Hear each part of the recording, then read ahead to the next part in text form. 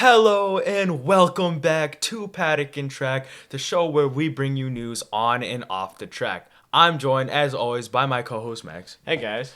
and we are going to bring you the Hungarian Grand Prix. Yes, so we are finally back once more. Again, we're catching up here as we keep falling behind, but it's all right. So this was, I would say, a good race, especially towards the end. Some of the middle got a little boring, I won't lie. Yes. But it was still a good race. I agree. Starting with maybe- the qualifying, I Yes. think. A couple standouts here. Russell and Perez, neither one of them making out of Q1. We've seen this in Perez before, so that's not very shocking. Yes, but George Russell, a little shocking. Yeah, so Russell down in P17, even behind Perez, so not great for him. But still, both of them did have a really strong race. So. Yes, and we will get into that. But they did manage to recover during the race, which was definitely something they needed, just seeing how their qualifying was. Definitely. Gasly and Ocon at the back of the grid, like they were in Bahrain. For Gasly, this was more of a he had to start from the pit lane, so he had taken additional power unit things.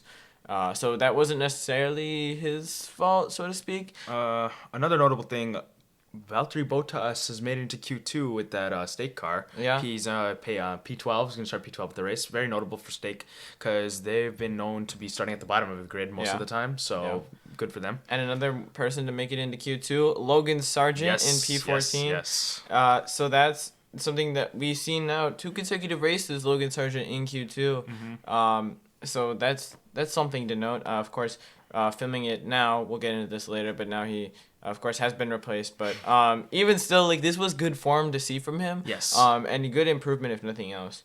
We see both RBs and both Astons make it into Q3. Yeah, so a good showing from them. Ricardo and Tsunoda P9 and 10, and then Alonso and Stroll P7 and P8. So a good showing from them. And then, of course, everyone you'd expect at the top, Norris and Piastri 1 and 2. And then the Verstappen and Sainz 3 and 4. Sainz, I think, is a little interesting up in P4. So Ferrari's been at this race. They seem to have a little more pace. Mm-hmm. They're still not fully at the where McLaren is and where Mercedes is, and not even really where Red Bull is at this point. Yeah. They're close to Red Bull, I think, right now. At this race, they seemed close to them, but they're never quite at the same as Red Bull. Mm-hmm. They were never really fighting with Mercedes this race, so I think that's something to note. But otherwise, so qualifying was somewhat interesting, I would say, but nothing. Well, actually, no, I take that. But there were some things that were pretty out of the ordinary. Definitely. Getting into the race, though, for once, I feel like Lando's start was not the problem. We've noted before that Lando oftentimes kind of messes up his start. The start this time seemed better in terms of like getting off the line and getting up to 60 and things like that. Yeah. But it was turn 1 that really screwed up the beginning of Lando's race. It was an interesting move because we saw at the beginning of the race, he tried to immediately cut Piastri off, which left the door open for Verstappen to come out to the outside, which created a little bit of a mix-up here because 3 cars were into turn 1, which caused Verstappen to go off the track. Yeah. That's where turn 1 got a little messy with Piastri getting in front of Lando. Yeah, the problem was, too, I think that Piastri had taken to the inside line, and that was fine. I mean, he was entitled to do so, but when you have those 3 cars, the turn 1 on Hungary, it's pretty wide, but once you turn, it tightens, and so Piastri kind of sweeped like all the way to the outside of the track, which is what you would do in a normal racing line, but he didn't. I don't think he really had enough space to do that totally. Which kind of forced Lando to move over, which then, of course, forced Verstappen off the track. And then Verstappen ended up passing Lando off the track. It was kind of a lame excuse that Verstappen made. He was like, I was ahead at the apex, but like he still went off the track and he gained an advantage. Yeah, so I mean, there were a lot of lame excuses from Verstappen this race. That's kind of true. So, yeah, but we'll get into that later on. Yeah, but so essentially, it wasn't a great start for Lando. A very good start for Piastri. Definitely. Because he made it all the way up to first and he stayed there for a long time. But yeah, I think Norris could still work on his starts, and working on like how he gets into turn 1 especially. But that start from him was much better than what we've seen in previous races. Definitely. So that was a good improvement from him. And then we see Piastri building a pretty big gap out in front I would say relatively early too. Yeah. The gap to Norris was pretty solid throughout the whole race, except towards the end. But still, otherwise, really, Piastri was able to manage that gap pretty well. Yeah. And stay ahead of Norris, which really shows that he is a decent competitor to Norris. Yes. He's not gonna sit back and be like the Perez to Verstappen, right? He's going to attack. Yeah. He's going to fight. He's going to be more like Rosberg and Hamilton in 2016, right? Yeah. So I will see if the tension between those two grows. I feel like the media is trying to make there like a disagreement between those two. Yeah. I don't know that that's necessarily the case. Of course, we don't have necessarily the inside scoop into what their relationship is right now. Well, I think the relationship is all right, only because at the end of the race, how the team orders and everything went. But yes, we'll get into that too. Yeah. Otherwise, we see Russell and Perez making up a lot of places. Yeah. And on old tires too, which is very impressive. Again, they were starting 18th it was 17th and 16th. Oh, 16th. So both of them were making up really good places. We saw at points they were up into the points, up into the top 10. Yeah. And even on those old tires still, and they were sticking with the people. It wasn't just that they had gained time because they had not pitted yet. I mean, of course they did gain time through those pit stops, but they were gaining time on the people in front of them, and that was really impressive to see.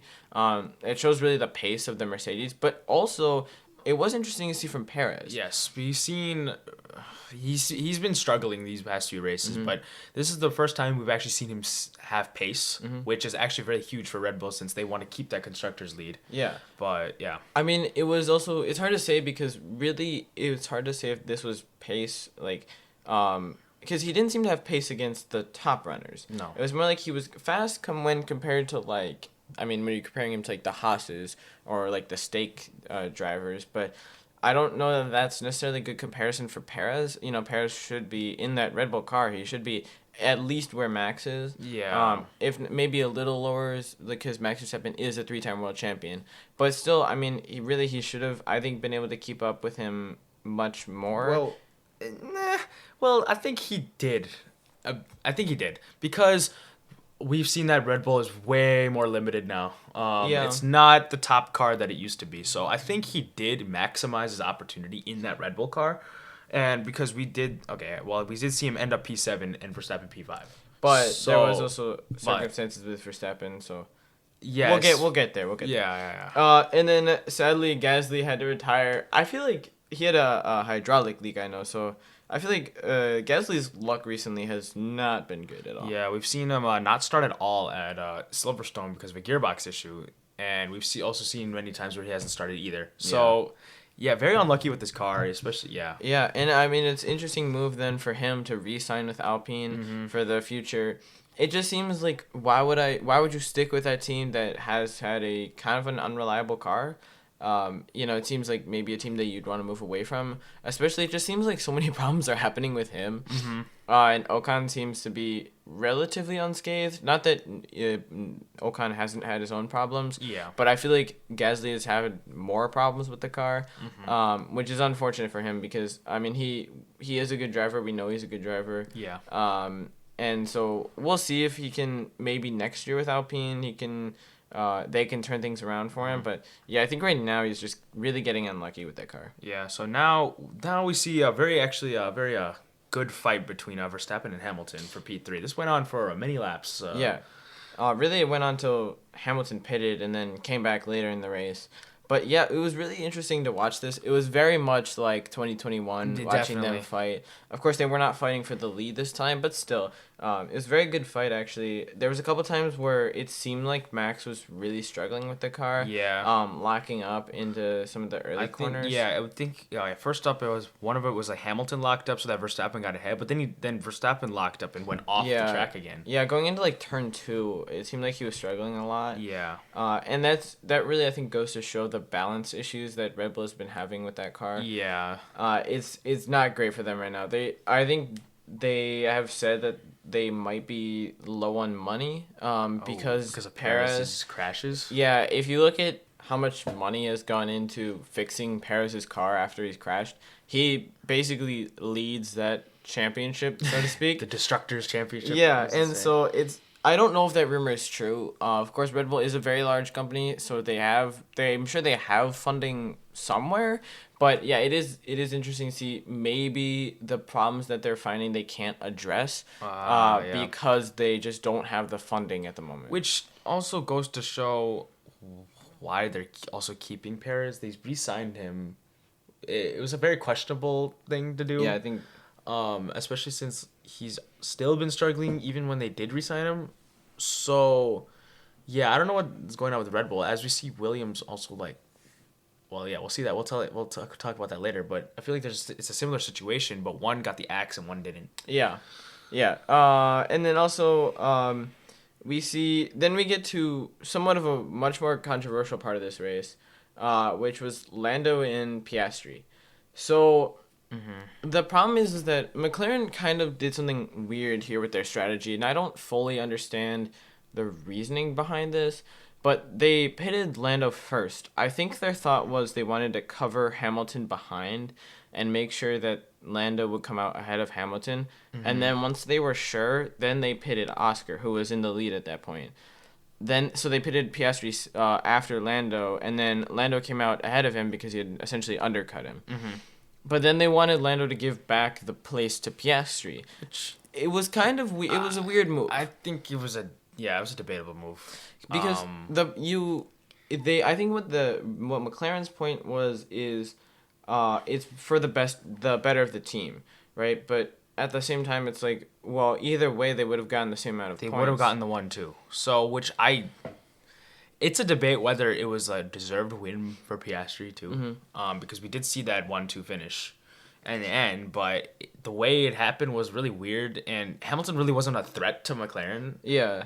At that point, so I don't know really what was going on with the strategy there, and yeah. So I mean, I would argue also that Piastri had led the bulk of the race, and he had led a good race over Norris even, right? Norris hadn't been able to catch up to Piastri for a large portion of that race, and Piastri had led pretty much the whole time. So he did kind of deserve it, I think. Well, yes, he could have deserved it, but you also make the argument where Piastri also started messing up in the lead too. Yeah, where he went off the track considerable amount of time, so that Lando did close the gap to I think 1.5 seconds. He was up on Lando I think 5 seconds, and then Lando did close the gap on that. So it is debatable whether he did deserve it or not, but that you can't just ignore that part as well. Well, yeah, and also you figure that Lando's the closest contender to Max in the drivers championship, so getting those extra points would help him, but it's like at the same time Piastri, I think he deserved to win the race, right? I mean, he drove a good race, and it really came down to how they pitted the two drivers, and so I think it wasn't, I don't know if it was necessarily fair, but I think that Piastri deserved the race. Well, also Lando was up 5 seconds against Piastri, and that's like a considerable amount. I would get if it was maybe they're like a second, maybe 2 seconds behind, but he was 5 seconds. Piastri was 5 seconds behind Lando, and yeah, that it's weird. It's a tough call. Yeah, it's also. It wouldn't have even affected if you made the constructors argument, it wouldn't even have mattered because they still would have gotten the 1-2. Yeah. So I don't know what they're doing here. I think, Lando's the first driver, so I don't know why they wouldn't prioritize him either. I mean, they don't want. There's not necessarily a first driver.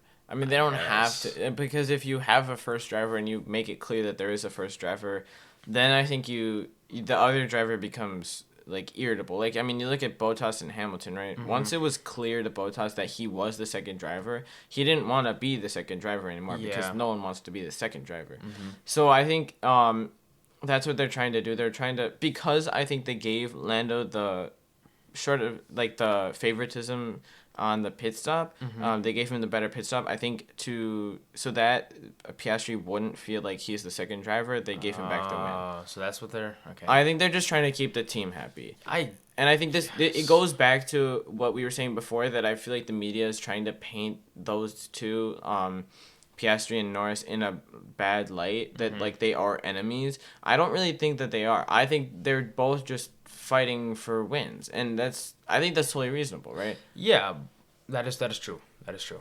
But yeah, I just didn't understand how, what the gap was and how much Lando had to slow down just for Piastri to get by. Yeah, I mean, it's not like it compromised Norris's race. But still, that. But yeah, it is. It's a hard time. It's like Abu Dhabi 2021 in some ways, right? Mm-hmm. Not necessarily as high stakes, but it's like on the one hand, like you see both sides of the argument, right? Mm-hmm. You see on the one hand, Lando kind of, I mean, he was leading, right? He deserved to win the race, but then at the other hand, it's like, well, but Piastri had led most of it, so it's a tough call. Mm-hmm. And it's I don't know what the right who to side with here. Yeah, I mean, I feel like McLaren, yes, they're trying to keep the team happy. I feel like, but it just fueled the flame of their a little bit how the media is portraying them as like enemies. Yeah, which it really didn't help their case. No.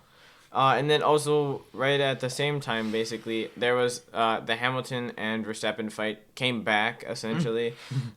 So this one, I feel like Verstappen was much more angry. Very angry. We could definitely tell on the radio that he was really upset with the car and the strategy that Red Bull had put him on. His engineers were not having it with him either. No, so. But it was kind of wild. Max, essentially, they had a big fight for a while, and then at some point, Max locked his brakes and then went straight on through turn 1, and he clipped Hamilton. Yeah, his back tire, Max's back left tire hit Hamilton's front right. He just kind of went over. He got like a decent amount of airtime too. Yeah. And then came back down. But surprisingly, he did not have floor damage. Not that we knew of at least, but yeah. So it was kind of maybe a little bit of a silly move, but also we know that Verstappen was up late sim racing the night before the race. Yeah, he got. And he got super angry after that. Like, I think he got talked to by Helmut Marko too about not staying up so late sim racing. But I think for Verstappen, he's finally at the point where teams are catching up, and it's not so easy. And I don't think that it's necessarily that he's opposed to the challenge, but I think there's no sense of urgency yet. Yeah. To actually start truly trying to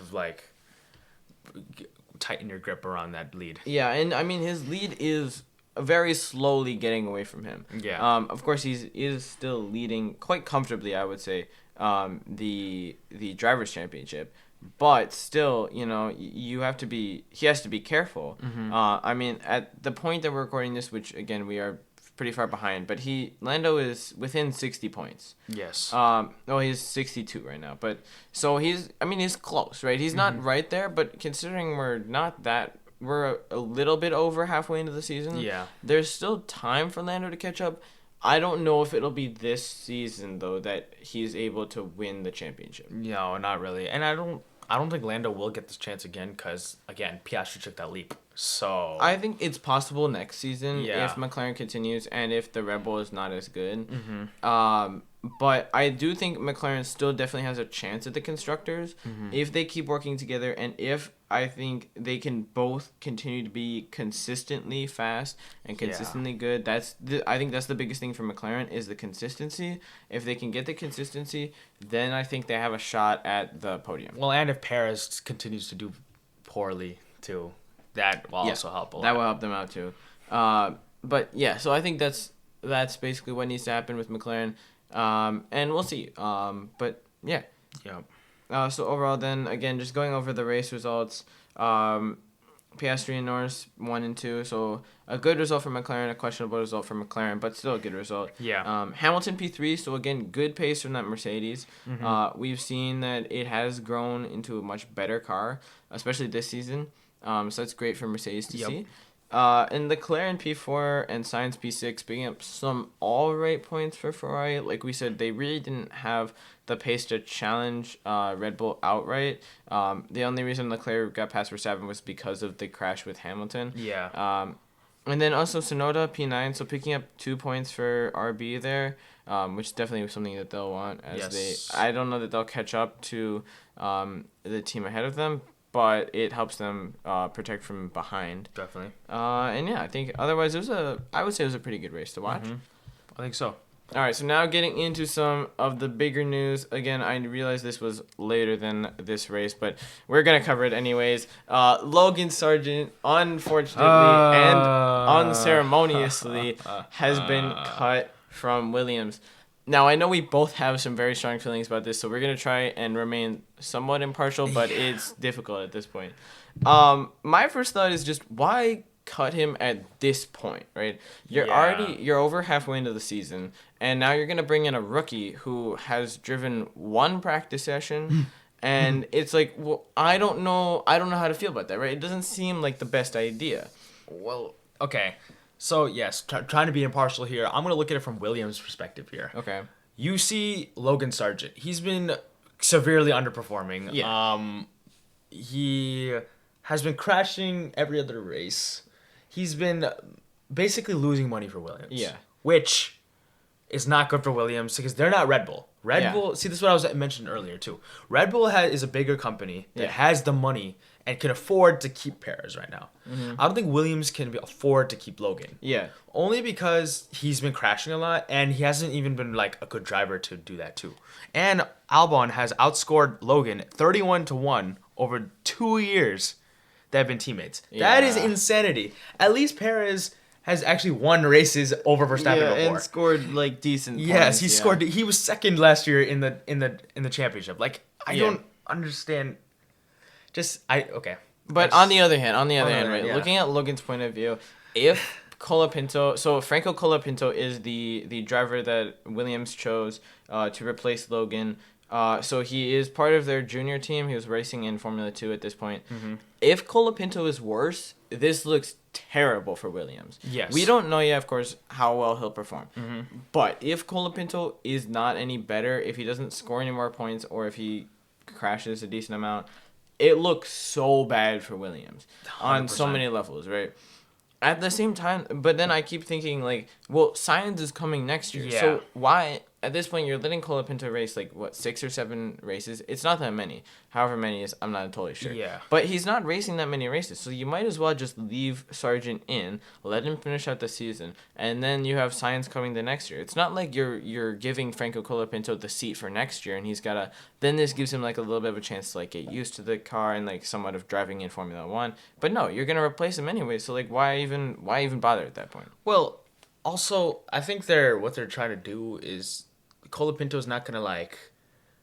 I think he's probably the type of driver who's not going to try to, like, push his way through to try to, like, score the points, because if he like tries, he's going to probably crash. And I think they're trying to find a safer driver who's not going to crash, like, who's not going to mess up their chance, per se. So, like, who's looking for their future. So then he would drive more, what's it say, carefully, more conservatively. Yeah. So I think they're trying to find a more conservative driver who will actually be mindful of how they're driving. Not saying Logan wasn't mindful, but I think they're trying to minimize the crash rate so they can actually build up the funds next year. Because, like you said, Carlos Sainz is joining Williams, and they want to get a somewhat, obviously better car than this year for them, and they need the money to do that. Well, and we also talked about we've noticed a lot of teams rushing drivers through Formula 2. Mm-hmm. We brought up, like, the idea of they're trying to find the next Max Verstappen, right? Verstappen, really his career in the junior formulas was very short, and he very quickly came up to Formula 1 with Toro Rosso, and then even then, really quickly, he was up in Red Bull. Yeah. And he has and always probably will be a very good driver. Yeah. But it's like, you can't... The problem is, especially with, like, Sargeant, right? They really rushed him through Formula 2. Oh, yeah, for Formula 2, the point of Formula 2 is to develop drivers to make them better and, like, get them ready for F1. Mm-hmm. But if you try and rush them, I think Logan could have been a much better driver, and he could have had a chance 100%. Had they given him a little more time in F2 to develop and grow as a driver. Yeah, because... If he had more time in F2, he definitely would have gotten better because he had the potential. Yeah, we've seen it. He's won in F2 in Silverstone. Silverstone, yeah. So we've seen how Logan Sargeant could have been a decent driver in F1. He could have been fighting for points. Yeah, if nothing else, he could have been in a better spot than he was. I think it was a little bit of a silly move, in my opinion, just to cut him at this point. It's like, when you're most of the way through, more than halfway through, I feel like you just let him finish the season. We've seen this happen before to numerous drivers. Yeah. Like people such as Daniel Kvyat and the likes of those kind of drivers that ended up not being what the teams were looking for. Nick DeVries, yeah, same kind of idea, right? So it's just kind of a little silly in my opinion. Yeah. Some other news though from Williams on a different part. We saw James Vowles go on record. I thought this was a little weird. He was said, Mick isn't special. That's like a direct quote from James Vowles. And he said that like Mick has improved a lot, but nonetheless he's supposedly not special. Wow. And I think mostly this was probably they had asked him about why they signed why they signed Franco Colapinto over Mick Schumacher. Yeah. Of course, Mick Schumacher is the Mercedes reserve driver. Yes. So at least one of them. They have several, but so they would have had the opportunity to take him for the team. Mm-hmm. But James Vowles doesn't seem to think that Mick is the driver that they're looking for. I know Toto Wolff has pushed a lot for Mick, and I think that's probably partly at least because of his relationship with Michael Schumacher. Yeah. But still, James Vowles seems pretty like he does not want Mick on the team. Well, yeah. Then again, this also brings back to the point where we're trying to compare these like drivers to like old legends, or like even like current like greats right now. That comparison really goes to a lot of drivers' heads, and it's really not a good sign for really anyone who gets compared, like being the next Verstappen, being next Schumacher. I mean, it's just not a good look at all. Yeah, we'll see if teams ever get the memo that you can't just take somebody who's not ready for F1 and dump them in an F1 car and expect it to work. Yeah. I don't know if they will at this point because it really doesn't seem like it. Nope. But yeah, I think that wraps it up for us today. Yeah. It was a really interesting race to watch, especially towards the end. And yeah, we'll see you for the next one. Goodbye.